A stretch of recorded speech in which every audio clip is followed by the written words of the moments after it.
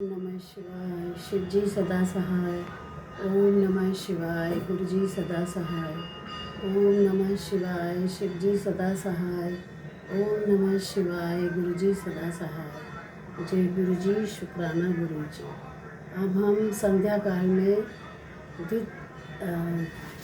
ये हम जो अध्याय शुरू किया था, सती खंड का 7वां अध्याय पढ़ेंगे।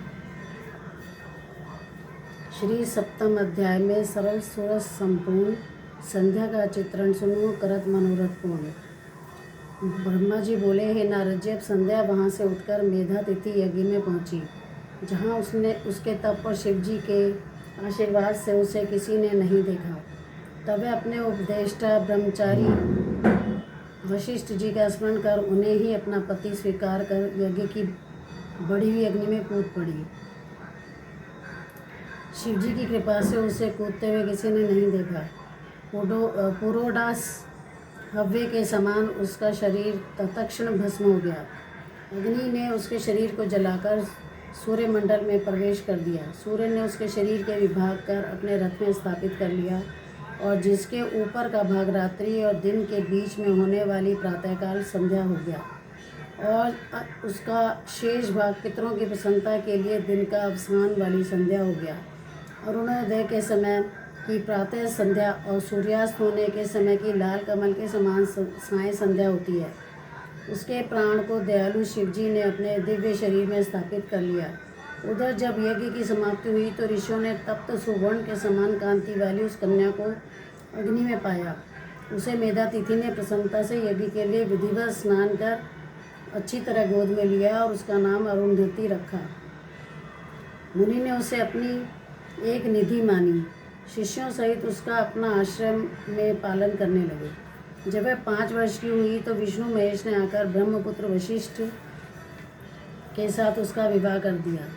पतिव्रताओं में श्रेष्ठ महापतिव्रता मेधा तिथि की पुत्री अरुंधति वशिष्ठ को पाकर उनसे रमण करने लगी, जिसके शतपाधिक श्रेष्ठ पुत्र उत्पन्न हुए।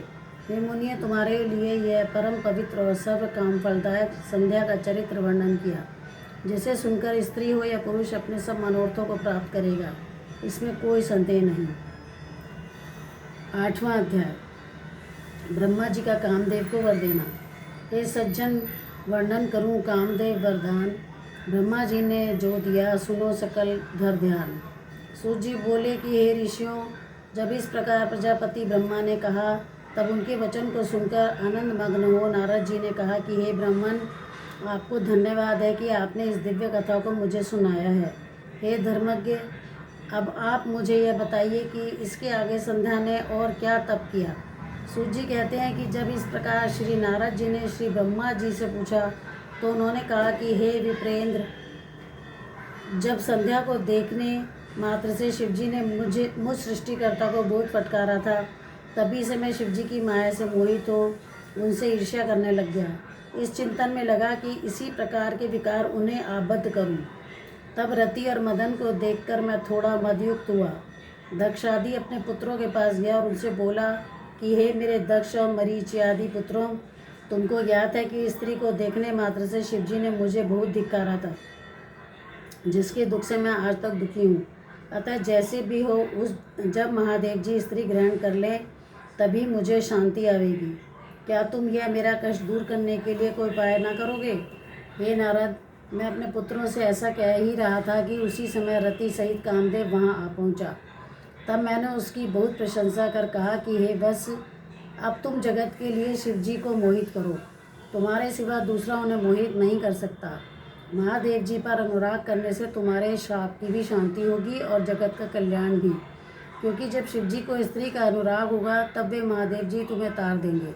हे नारद, जब मदन ने मुझसे कहा कि मैं आपका वचन पालन कर शिव जी को मोहित तो अवश्य कर दूंगा, स्त्री का निर्माण तो आप ही करें, तब कंदर्प के ऐसा कहने पर मैं और प्रजापति दक्ष इस चिंता में पड़ गए कि किसके द्वारा उन्हें मोहित करें। फिर तो चिंताग्रस्त मेरी और उनकी श्वासों से जो सुरभित वायु निकला, उससे पुष्प समूहों से भूषित वसंत उत्पन्न कर दिया, जिसकी पुष्पित कमल कांति पुष्पित ताम्र रस से नेत्र संध्या के उदित चंद्रखंड सा मुख और सुंदर नासिका थी। तब ऐसे श्रेष्ठ को आविर्भूत हुआ देखकर मैंने हिरण्यगर्भ मदन से कोमल वचनों में कहा कि हे मन्मथ, तुम सर्वदा काम के सहचर हो, सब देवता तुम्हारी अनुकूलता करेंगे। यह रमण का हेतु होने से इसका नाम बसंत है और यह लोगों को रंजित करेगा। हे काम, तुम अपने इस बसंत आदि सहचरों सहित रति को साथ लेकर शिवजी को मोहित करने का उद्योग करो।